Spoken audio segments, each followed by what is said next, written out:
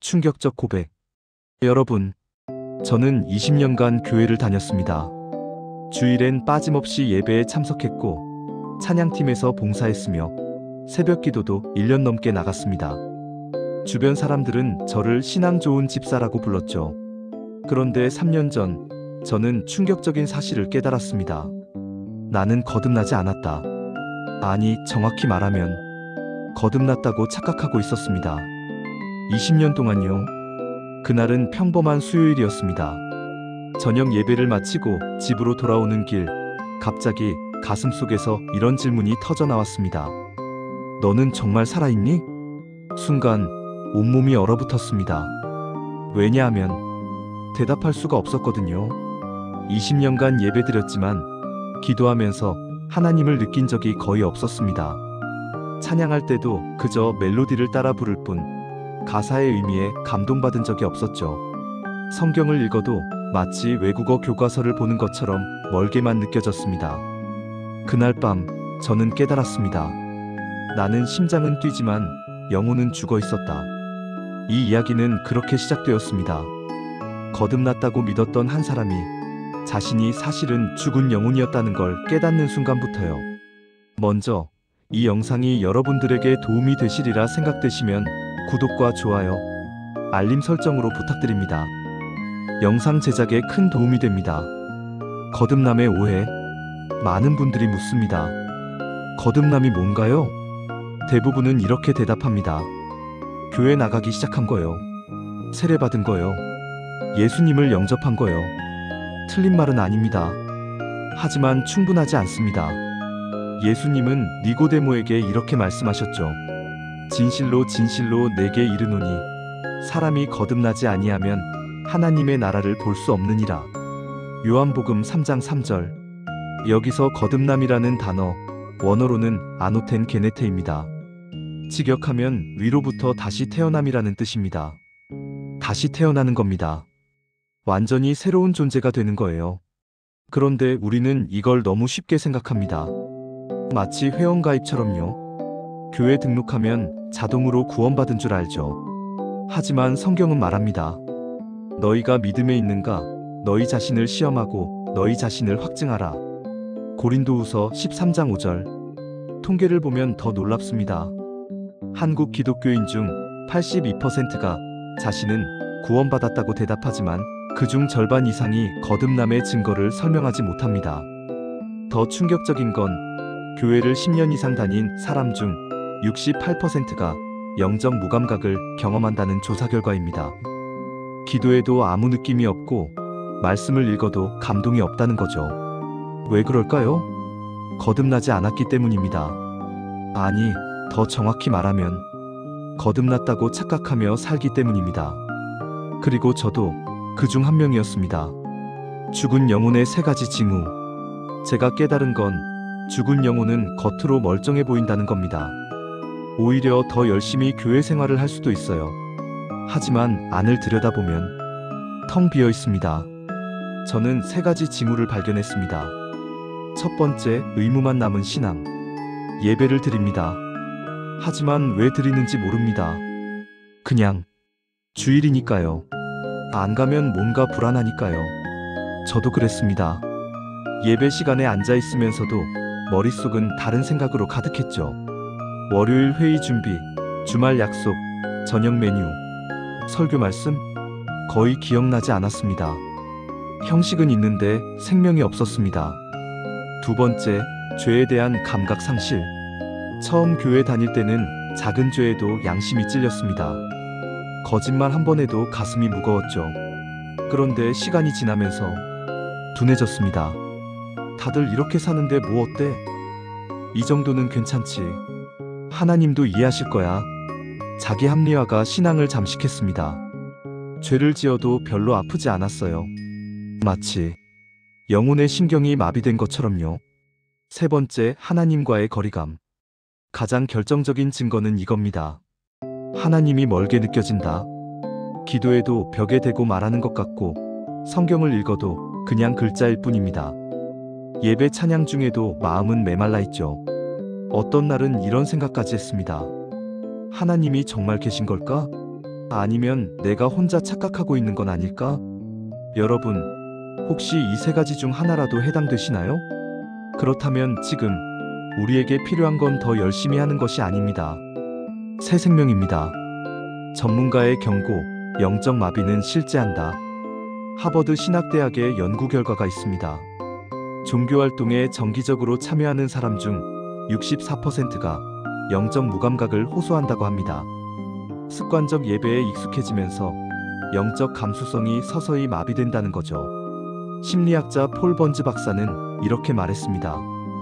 영적 마비는 신앙의 결핍이 아니라 감정의 무력화로부터 시작된다. 믿음은 생각의 문제가 아니라 느껴지는 생명의 문제다. 즉, 거듭남은 단순히 교리를 아는 게 아니라는 겁니다. 마음이 회복되고 감정이 깨어나야 합니다. 신학자 토저도 경고했습니다. 오늘날 교회의 가장 큰 비극은 거듭나지 않은 사람들이 자신을 거듭났다고 확신하며 살아간다는 것이다. 생각해보세요. 거짓된 평안만큼 위험한 게 있을까요? 병에 걸렸는데 건강하다고 믿는 사람은 절대 치료받으러 가지 않습니다. 마찬가지로 영혼이 죽었는데 살아있다고 착각하는 사람은 절대 회복을 구하지 않습니다. 그게 바로 제 모습이었습니다. 복선의 해소, 한 장로의 고백. 몇 해 전 한 집회에서 들은 이야기입니다. 평생을 교회에서 자란 한 장로님이 있었습니다. 그는 30년 넘게 교회를 섬겼고 주변에서는 믿음의 사람으로 존경받았죠. 그런데 어느 날 그의 아내가 암 진단을 받았습니다. 그는 무릎 꿇고 기도했습니다. 하나님, 제발 아내를 고쳐주세요. 평생 당신을 섬겼지 않습니까? 하지만 응답이 없었습니다. 아내의 병은 악화되었고 그는 점점 더 절망했습니다. 30년간 쌓아온 신앙이 한순간에 무너지는 것 같았죠. 그러던 어느 날 밤 병실에서 그는 하나님께 울부짖었습니다. 하나님, 왜 대답하지 않으십니까? 제가 뭘 잘못했습니까? 그 순간 마음속 깊은 곳에서 음성이 들렸다고 합니다. 네가 나를 위해 일했지만 나와 함께 걷지는 않았다. 그 한마디에 그는 무너졌습니다. 그제야 깨달았다고 합니다. 자신은 하나님을 섬긴 게 아니라 섬기는 자신을 사랑했다는 걸. 교회 직분도 봉사도 헌금도 모두 자기 만족을 위한 것이었다는 걸요. 그는 간증에서 이렇게 말했습니다. 나는 거듭났다고 믿었지만 사실은 죽은 영혼이었습니다. 내가 가진 건 신앙의 껍데기뿐이었습니다. 그 고백을 저는 절대 잊을 수 없습니다. 왜냐하면 제 이야기이기도 했으니까요. 나도 그랬습니다. 그 간증을 듣고 저는 집으로 돌아와 무릎을 꿇었습니다. 그리고 처음으로 정말 솔직하게 기도했습니다. 하나님, 나는 거듭났습니까? 대답은 침묵이었습니다. 아니, 침묵이 아니었습니다. 제 안에서 이미 답이 나와 있었으니까요. 아니다. 나는 거듭나지 않았다. 그날 밤 저는 울었습니다. 20년 동안 쌓아온 모든 게 거짓이었다는 사실이 너무 두려웠습니다. 그럼 나는 지금까지 뭘 한 거지? 예배는? 봉사는? 기도는? 다 의미 없는 건가요? 다 헛된 건가요? 아니었습니다. 하나님은 그 모든 과정을 통해 저를 진짜 거듭남의 자리로 이끄셨던 겁니다.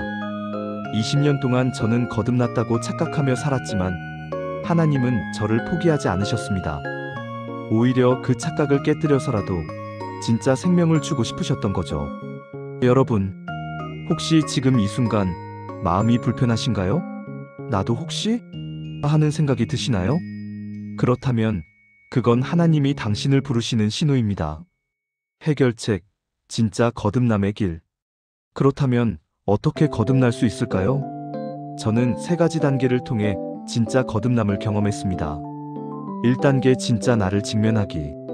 가장 먼저 내가 얼마나 죽어 있는지를 인정해야 합니다. 나는 괜찮아. 교회 잘 다니고 있잖아. 이 방어벽을 허물어야 합니다. 저는 노트에 이렇게 적었습니다. 나는 기도해도 하나님을 느끼지 못한다. 나는 말씀을 읽어도 감동이 없다. 나는 죄를 지어도 별로 아프지 않다. 솔직하게 적고 나니 눈물이 났습니다. 하지만 그게 시작이었습니다. 인정할 때 치유가 시작됩니다. 2단계 회개와 항복.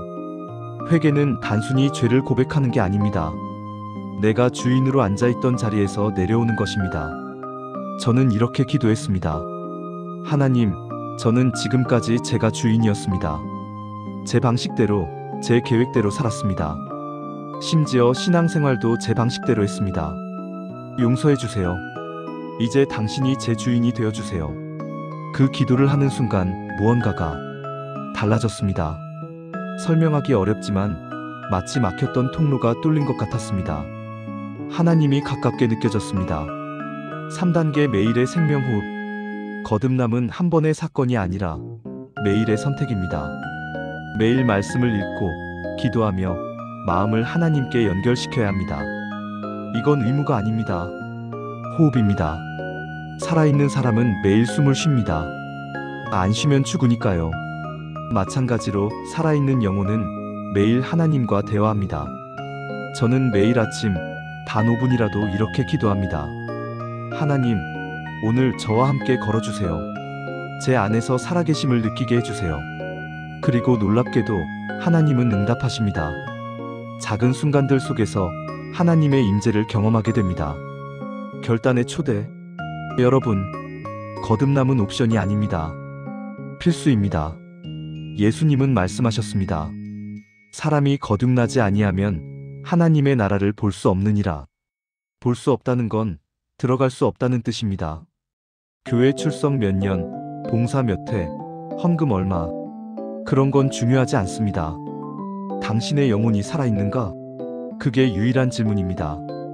오늘 이 메시지를 듣고 있는 여러분 중에도 불편함을 느끼는 분이 계실 겁니다. 나는 교회 다니는데 왜 이렇게 공허하지? 나는 신자인데 왜 하나님이 멀게 느껴지지? 그건 부끄러운 게 아닙니다. 그건 하나님이 당신을 다시 부르시는 신호입니다. 지금 이 순간이 바로 다시 살아날 때입니다. 성경은 말합니다. 깨어나라 자는 자여, 죽은 자들 가운데서 일어나라. 그리스도께서 내게 비추이시리라. 에베소서 5장 14절. 오늘 그 빛을 붙잡으세요. 거듭났다고 착각했던 나를 내려놓고 정말로 다시 태어나는 그 자리로 돌아가세요. 방법은 간단합니다. 지금 이 순간 하나님께 솔직하게 말하세요. 하나님, 나는 정말 살아있나요?